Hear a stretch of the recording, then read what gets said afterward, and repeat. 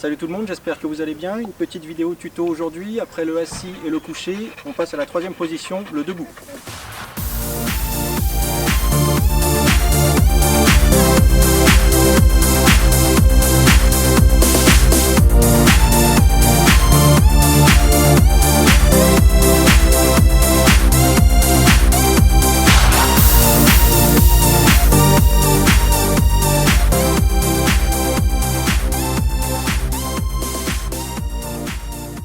Aujourd'hui, un tuto sur la position debout, c'est la position la moins fréquente, on va dire, on travaille beaucoup le assis et le couché. Le debout, ça a une utilité qu'on verra un petit peu plus tard dans une autre vidéo. Simplement, ça permet d'avoir un exercice un peu différent et puis de relever tout simplement le chien à côté de soi. Comme d'habitude, je vais vous montrer trois méthodes, une sans rien, la méthode entre guillemets naturelle, une méthode avec un jouet, donc en l'occurrence sa balle, et ensuite la méthode avec la laisse.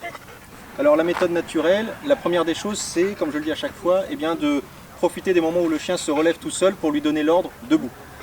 Par contre, ce qu'il ne faut pas faire, c'est si le chien se promène à côté de vous, lui dire à tue-tête debout, debout, debout, ça ne veut rien dire puisqu'il est déjà dans cette position. Donc c'est à partir du moment où il est par exemple couché comme ici qu'il va se lever, là je vais lui dire debout et le féliciter, c'est bien. Prada, debout. Bien bébé. Ça c'est bien.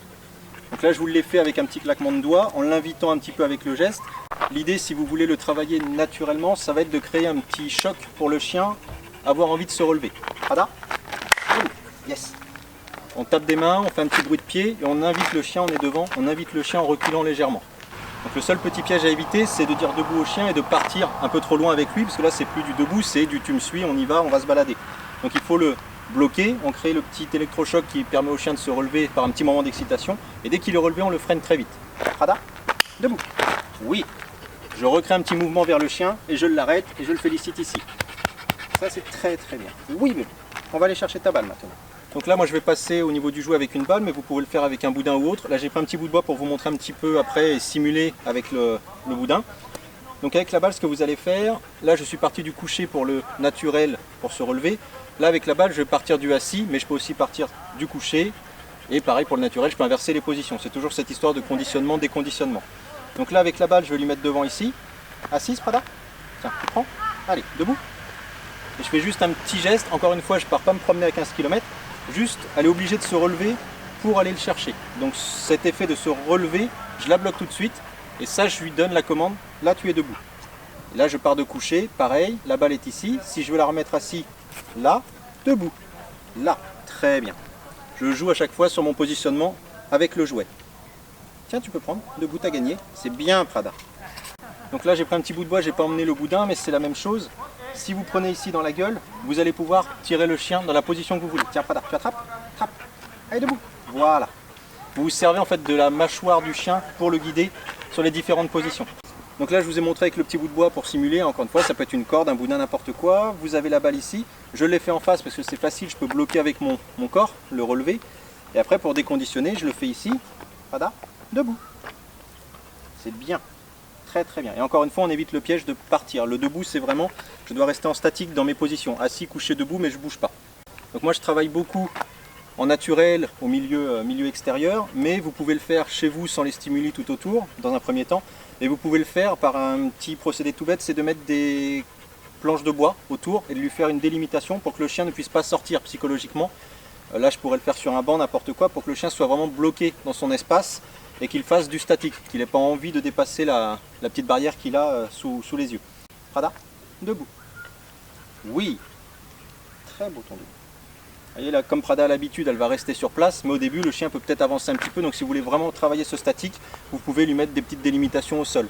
Moi, je le fais aussi pareil à distance, sur de l'herbe, sur du sable. Une fois que le chien a compris que c'était sa limite d'être à ras du sable, il va faire les positions à ras du sable, et donc en fait, il va faire du statique à distance.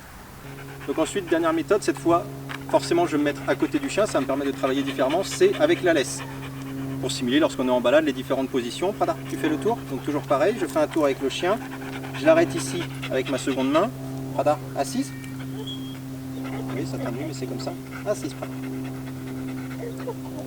Oui. Le plus simple, ça va être de l'emmener au coucher. Prada, couche. Voilà. Et donc pour le debout, ce que je vais faire, c'est que je vais faire un petit pas en avant, mais pareil, je ne pars pas marcher, ça voudra dire au pied. Pour partir et indiquer au chien que je veux un debout et qu'il me suive, je ne vais surtout pas partir avec cette jambe là qui est la jambe opposée, je vais partir avec cette jambe. Ça pour le haut pied, dans le tuto de la marche au pied je vous l'expliquerai, on part toujours du pied côté chien pour l'inviter à suivre notre jambe. Mais ici ce que je veux faire c'est du statique, donc je vais l'inviter mais sur une très courte distance. Prada, debout. Je mets juste la jambe et je l'arrête ici et je caresse tout de suite. Je bloque son élan. C'est très bien, ça c'est debout. Très bien. Regarde, on va le montrer en face parce que tu as tourné. Tu viens? Donc on refait le petit tour. Là tu viens? Je vais repartir du assis cette fois. Stop, Prada. Assise.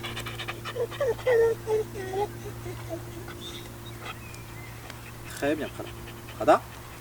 Debout. Oui. Et je me sers toujours de la laisse en fait pour la guider. Je l'avance, on s'arrête. Ça doit vous servir, c'est pas question de mettre des pressions, c'est juste le bruit du collier qui doit lui dire là tu t'arrêtes, là on y va. Je m'en sers vraiment comme d'un guide, la main très proche ici. Et là vous avez le debout, très bien. Et ensuite si je veux partir en avant ou au pied, Prada, en avant. Et là je fais plusieurs pas. Voilà donc pour la position du debout avec Prada. Donc en gros vous avez les 3 positions assis, couché, debout. Encore une fois je vous montrerai dans une vidéo les applications. À quoi servent ces 3 positions? C'est que le debout, on a l'impression que ça ne sert pas à grand chose. Je vous donne juste un petit indice. Si vous emmenez votre chien chez le vétérinaire pour se faire ausculter par exemple, ça peut être utile de le lever, de le mettre debout sur commande, etc. Donc ça, bon, je vous l'expliquerai, je vous le détaillerai. Donc toujours pareil, pour apprendre, on conditionne au maximum. Donc là, je ne vous l'ai pas répété pendant le tuto, mais je vais le faire toujours au même endroit. Je vais le faire avec le même jouet, dans la même position, etc. Et puis ensuite, eh bien, je vais varier. Un coup, je vais lui demander un debout en partant du assis. Une fois, ce sera du couché. Je vais lui demander, alors que le chien sera un petit peu en hauteur, il sera en contrebas par rapport à moi, sur l'herbe, sur le béton, etc. On déconditionne au maximum. Et le statique au départ, on va le faire, encore une fois, vous pouvez avec des petites planches, ce genre de petites choses que vous pouvez mettre dans votre jardin. Et ensuite, vous le faites complètement en libre, de plus en plus loin du chien, etc. Donc il y a plein de choses à travailler derrière. Les 3 positions en tant que telles, c'est assez simple, on pense les maîtriser. En réalité, si on change d'environnement, on se rend compte que le chien ne le fait plus forcément et on ne comprend pas pourquoi. C'est tout simplement parce qu'il ne connaît pas les ordres, il connaît un conditionnement de ces 3 mots en fait. Donc voilà, j'espère que ça vous a plu, n'hésitez pas à partager, à vous abonner, à mettre un petit pouce si la vidéo vous a intéressé et on vous dit à bientôt avec Prada pour la vidéo application de ces 3 premiers tutos sur les positions et pour d'autres vidéos sur la chaîne Meiko Malinois. Ciao!